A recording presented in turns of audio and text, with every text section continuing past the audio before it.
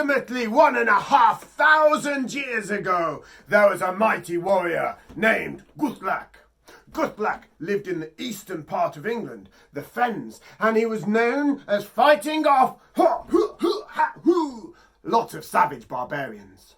Now, he spent a life of a warrior, fighting people off. He was strong, he was powerful, and eventually, when he got a little bit older, he decided to calm it down a bit. He decided to live by himself in complete austerity, so no money or any ways of looking after himself. This great warrior was said to have terrible, terrible nightmares.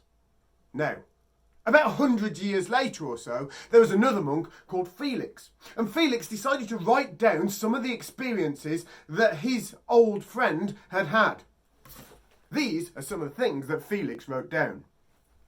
Ferocious in appearance, terrible in shape, with great big heads, long necks, thin faces, yellow complexions, filthy beards, shaggy ears and wild foreheads, fierce eyes, foul mouths and horses' teeth, throats vomiting flames, blah, twisted jaws, thick lips, strident voices, singed hair, fat cheeks, scabby thighs, knotty knees, crooked legs, swollen ankles, splay feet, spreading mouths and raucous cries.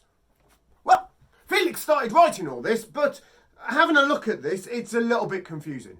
The first thing I want you to go away and do is I've put all these writing down under the video itself.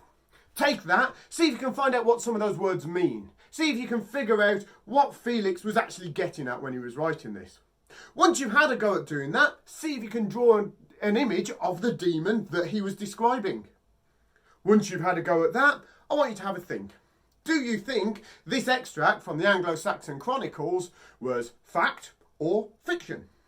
You decide.